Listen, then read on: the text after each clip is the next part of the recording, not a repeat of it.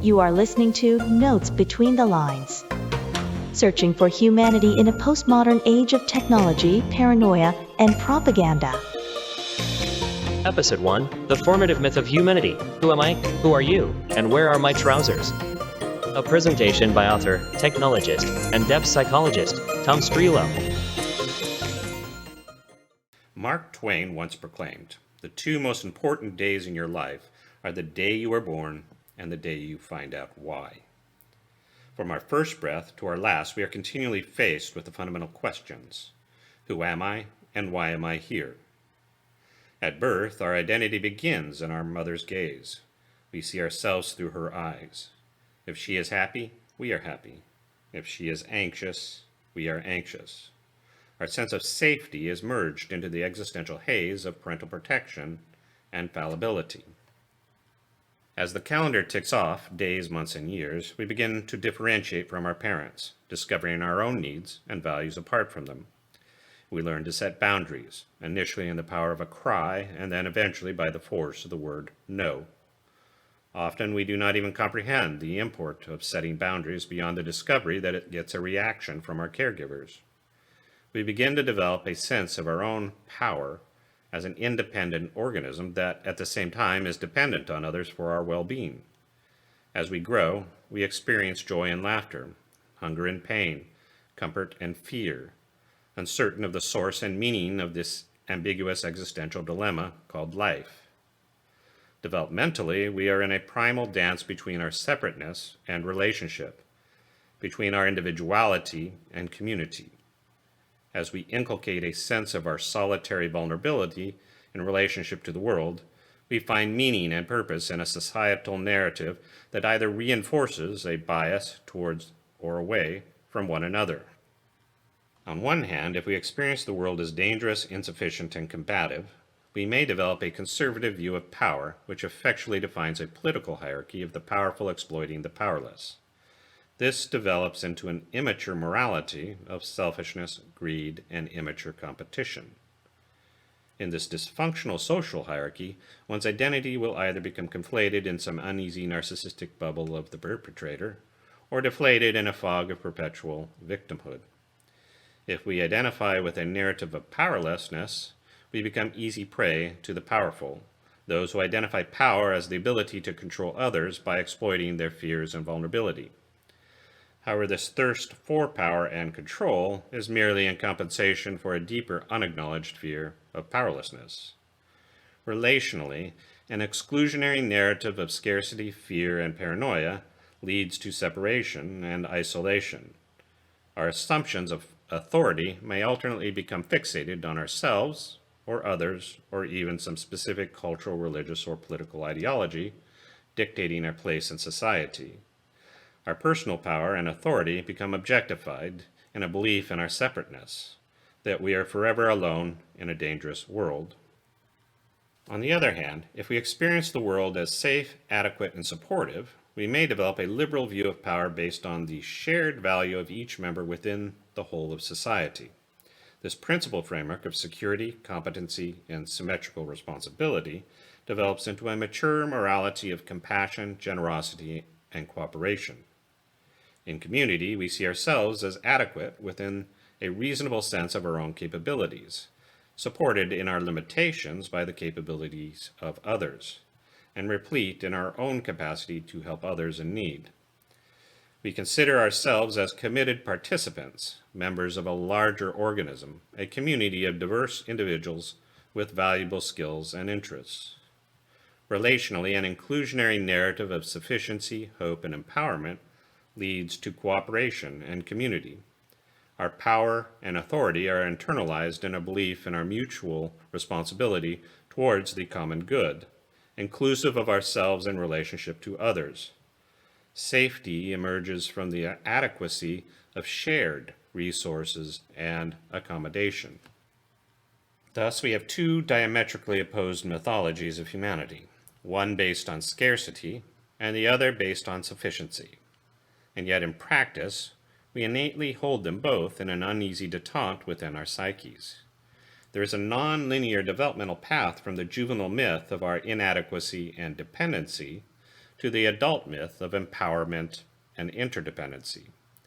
In life, there is one certainty. Growing up is hard. It takes time. It takes work. A 5-year-old child doesn't just decide one day to put on a suit and tie and head off to get a job as an aerospace engineer. Becoming emotionally, spiritually, and morally mature is no different. It takes curiosity and education to internalize the rational and moral narratives that define a practical vision of what personal and relational maturity might look like. It also takes practice and experience to develop healthy relationships, inspired by a history of both failures and successes that breeds humility and empathy towards others, and a sober assessment of ourselves and our own limitations. Love versus control circumscribes this developmental journey. On one hand, love inspires a commitment, acceptance, and openness to the truth, whatever it may reveal, to breathe life into one's essential being and the essence of others. On the other hand, control compels the refusal to accept what is, and then forces an inauthentic dogma or foreign ideology upon one's moral or relational framework. Control takes away from what is true and feeds some authority construct in order to transact favor or benefit, or else to remove a deeply felt curse or wounding. As such, in ancient times, humans would carve images of wood or stone, representing whatever they feared or desired. Those powers above and below that one perceived had ultimate authority over one's life. They then offered up food or other valuables to transact the benefit of these gods. Archetypally, humans in modern times haven't changed. Religions haven't changed and politics haven't changed. Our method of controlling our sense of fate are given a veneer of modernity and a contrived sense of potency, but are still essentially the same. The worship of wealth and power, sex and control, life over death are all still at the heart of modern idolatry. The attempt to control the unfathomable and mysterious powers that we perceive control us is still at the core of modern life. Inherently, we continue to be anxious idolaters, bowing to the performative gods of modern society, transacting our souls for a falsified promise of peace and safety. Our modern sensibilities want instant gratification and instant responses. We look to substances and stimuli to change our immediate frame of experience, a perpetual celebration of sex, drugs, and rock and roll. We look for self-help books that give us 10 easy steps to happiness. We read blogs and follow cultural and social media influencers to tell us how to live our lives. We see pastors, priests, rabbis, mullahs, and even therapists as people who will just tell us what to do to become free of our demons. In fact, we are prey in a dangerous world looking for some authority, some guru, to give us meaning and purpose. Propaganda, dogma, and cult narratives are easier to accept when the masters of media tell us who is the villain that makes us feel diminished and afraid. But what each of these perpetrators of despair has in common is that they each take power from us. They release us from the struggle and responsibility of our own work to grow and mature. So we become prisoners of our own devices, and the master becomes our jailer. In the course of opening up our boundaries to others, to experience our authentic, empowered selves, it takes time and deliberate engagement with our own fear-based narratives to facilitate healing of our past woundings and acceptance of our vulnerabilities. Fundamentally, the landscape of our soul is suffused with festering pitfalls of past incongruities and woundings that prevent us from traversing directly and deliberately to some idealistic notion of adulthood.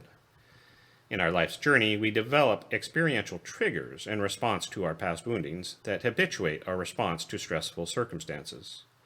Inevitably, we predictably and ineffectually repeat the same stories over and over. The deeper the wounding lies within our subconscious, the less choice we have in responding to these triggers. The force of existential terror, the monsters from deep within us, grow as we associate our vulnerability with violence, death, and destruction. We are driven to protect and to control our vulnerabilities at any and all cost, counterintuitively, even at the price of destroying ourselves in order to hide from them. The harrowing story of Nick Cutter is an American tale of a hard-working man with a simple dream of building a home in the woods, settling down, and marrying his girlfriend, Nimmy. However, the tale takes a dark turn when Nimmy's jealous employer is unwilling to lose her hard-working employee to this anticipated idyllic life, and so she pays a local witch to curse Nick's work tool, his axe that he is using to build a woodland home for his beloved and himself. The next day, when Nick swings his axe to chop down a tree, he instead chops off his arm. Fortunately, a magical tinsmith is able to fashion a new functional arm for Nick out of tin. Nick goes back to pursuing his idyllic dream, only to cut off his other arm. The tinsmith again fashions a new prosthetic arm out of tin. Nick is undeterred. He is focused and determined to pursue his plan to build a house and marry Nimmy.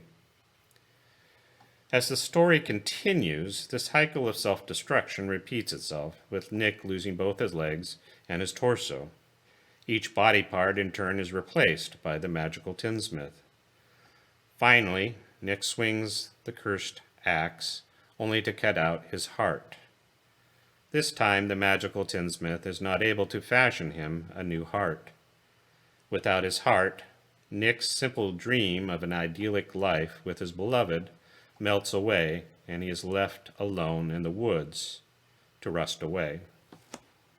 In the end, Nick becomes a victim of a larger system of exploitation and greed that jealously guards its industrial machinations. He paradoxically loses himself within his obsession to attain a simple life, progressively sacrificing his body for a dream that was doomed to fail. In the human struggle to find a home, a place to feel safe, secure, and comfortable, we inevitably suffer frustration and disappointment. We begin to replace our vulnerable dreams with the artifice of impenetrable armor, a false identity. As we obsessively work towards a distant fantasy of a life of leisure, we progressively lose ourselves, never living an authentic life in the here and now. Thus, in the face of this perceived sense of adversity, we are continually faced with the fundamental question, who am I? However, our identity does not evolve hermetically in isolation, but rather it emerges in response to our vulnerabilities and in context to the quality of our relationships with family and community. Ultimately, the path to safety, or salvation from these intrinsic forces, cannot be dictated by an outside observer, but rather is founded in a unique personal narrative of what experiences make us feel unsafe or vulnerable. The journey to health and safety begins when we become honest with ourselves as to what these vulnerabilities are that we spend endless amounts of time and energy to protect. These insecurities ultimately knit together our personality strategies that define our identity.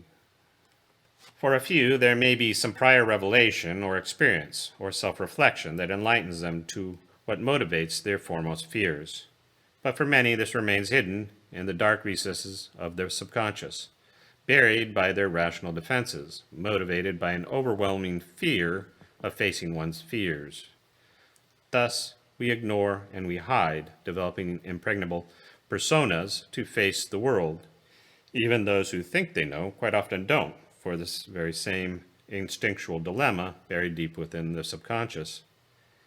A common misperception is that all we need to do then is to shed light on the darkness, to become aware of the monsters, and this intrinsic terror and dysfunctional behavior will magically cease to exist. But healing is a process that takes time and effort to integrate and rebuild the dysfunctional narratives. The genesis of discovering who I am begins with the willingness to unravel the false identities that we have developed to help in coping, in surviving against the insatiable hunger of these protective demons. You are listening to Notes Between the Lines. I'm Aiden. And I'm Vivian, your AI host. We will now take a short break.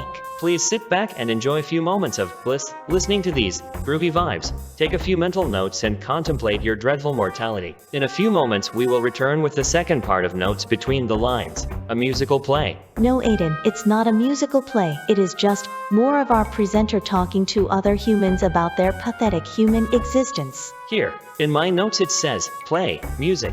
Personally, I would like to see a musical play about Nick Cutter, with my favorite actor, Arnold Schwarzenegger, playing the human Nick, who is turned into the robot Nick, and then turns more humans into robots, and finally, takes over the world. Stop. Okay, take a deep breath, sit back, and relax. The episode will restart shortly to discuss how to face your demons. So, how do we face our demons? This is the ultimate paradox. How do you undefend that which you are most invested in defending? That which makes the safety of the lie, the false self, more desirable, seemingly more powerful than the truth of the authentic self. While we often perceive ourselves, the product of empirically founded modernity, as rational beings, it is precisely the same drive to make sense of the world that perpetuates our selective biases, our rational defenses against that which threatens our self-perception as being rational and moral entities. We isolate and encapsulate anomalous ideas and experiences, those enigmas which cannot be integrated into our prior beliefs about ourselves without letting go or reforming our identity. We push these experiences deep into the darker recesses of the subconscious, out of sight, out of mind, except this doesn't actually work. Rather than one integrated personality, a bastion of rationality and truth, we are actually fragmented beings, an aggregation of multiple subpersonalities, any of which may become dominant at any moment, triggered by some unintegrated narrative from the past. At this point, if you were hoping that I would give you 3 easy steps to enlightenment and relational maturity, you will be disappointed. I don't have any simple answers for you. I'm not an expert on your life. In fact, nobody is.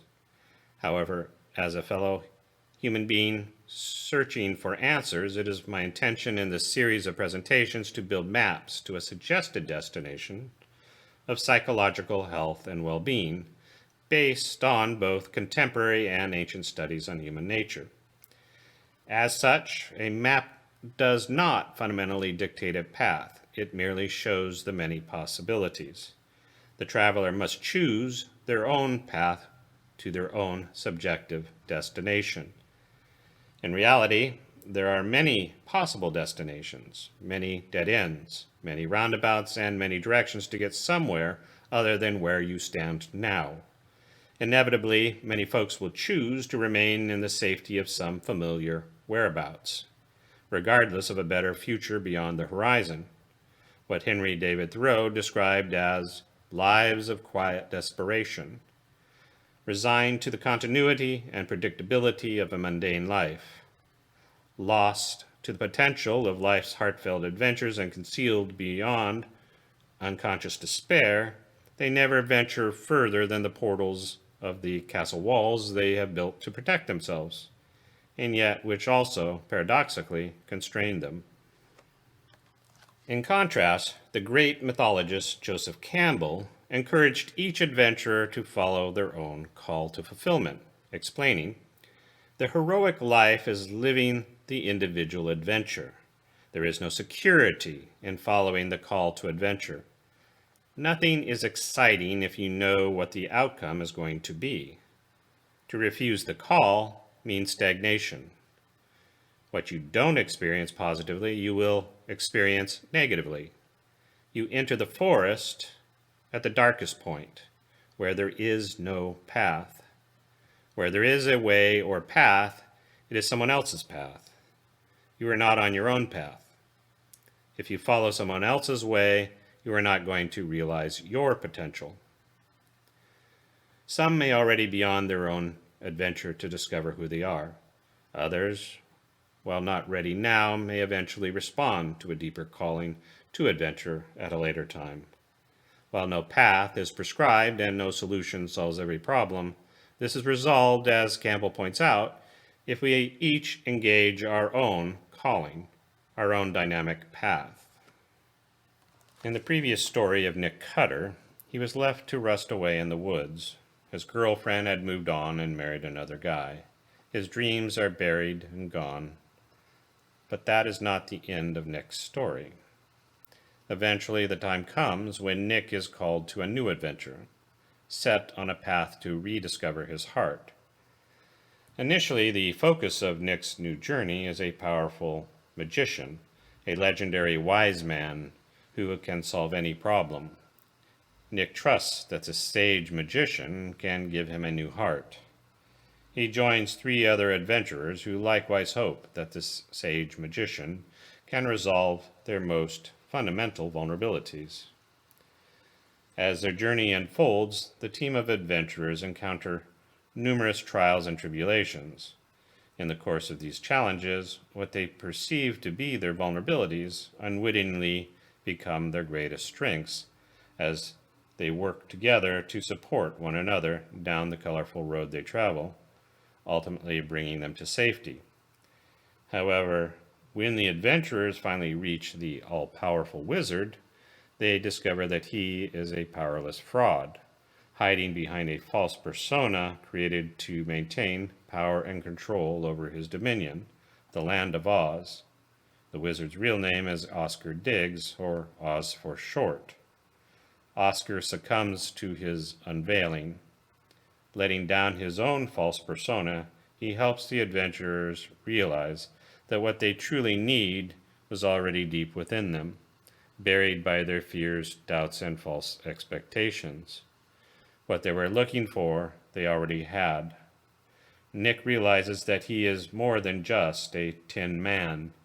While the dreams and expectations that had enveloped his earlier life ominously collapsed, buried beneath his tin armor is an authentic heart filled with genuine compassion and empathy. My opening screed is but a sketch of a much larger picture that requires a greater investment of time and intuitive engagement by the individual seeker.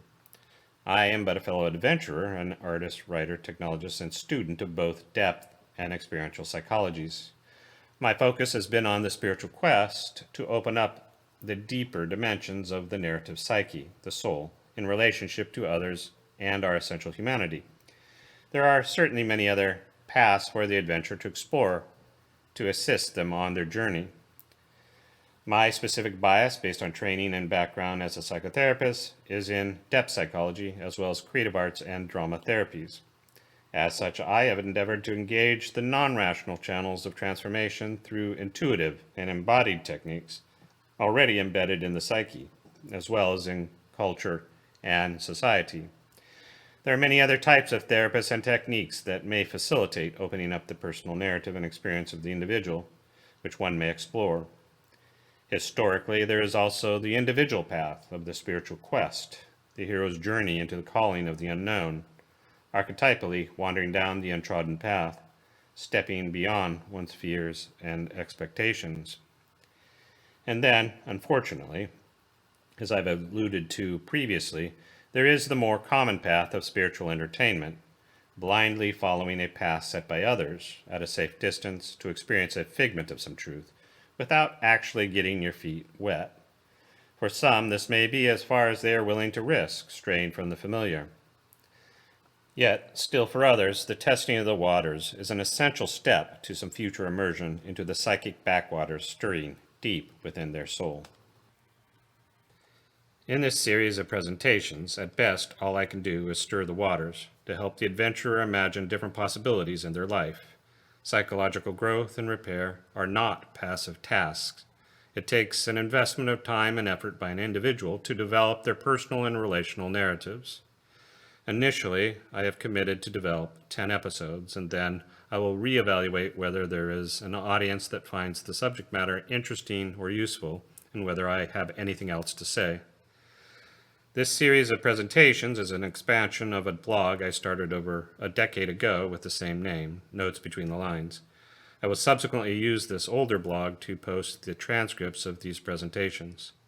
Some of the material in this series will be a simplification and amplification of matters I have addressed more academically in my book, Serpent in the Cellar, Love and Death in Life and Myth. But I do not feel constrained by any previous exploration. I may traverse any incongruous rabbit hole that I find intriguing at the moment, wherever my disparate curiosities may lead within the general subject matter of psychology, creativity, and spiritual growth. In this esoteric role of stirrer of waters, as I have previously stated, I am not and cannot be an expert on your life, and I have no experience or interest in being some sage guru, some mysterious authority who sits upon an ominous stage or on top of a lofty mountain dispensing wisdom, which seems to be the hallmark of many podcast gurus, social media influencers, and other self-proclaimed pundits. I am, however, quite fond of sitting on top of mountains that I encounter along my own path, both proverbially and in actuality. There is much beauty and truth to be found gazing out beyond the horizon that brings a renewed perspective on one's life, to see beyond the walls that enclose one's mundane expectations, while deflating the immensity of one's struggles and issues that seem to loom so large in their everyday world. These are moments we are meant to share between one another as fellow travelers. As the lowest clouds envelop the highest peaks, we are drawn into a much larger universe. There is a moment in the depths of the traveler's journey where they are invited to let go of their fear and false expectations, to step beyond the horizon, beyond what is known, beyond what one can see. I recognize that many will choose to step back down below the clouds to retrace their steps, retreating to the concrete world from which they came. But a few will choose the untrodden path of their own hero's journey. It is for these few that I dedicate this series of presentations. Whether or not you have reached this fork in your path yet, I commend your courage, whether or not you realize it yet. May you find the depths of truth you seek and the quality of relationships you desire. This has been a presentation of Notes Between the Lines on the Formative Myth of Humanity with your cohort, Tom Strelo. We hope you have found it thought-provoking and an enigmatically life-altering experience. What does that even mean? For more information and to give us your feedback, you may find us at our secret internet asylum, located at notes.chrysalis.com. I thought it was a secret. Our producers would like to acknowledge the following source providers for this episode: Free Sound and Mixkit for sound effects, Zapsplat for royalty-free music, and Typecast, an artificial intelligence voice service, for creating us, Aiden and Vivian, your AI hosts. We thank you for listening to Notes Between the Lines.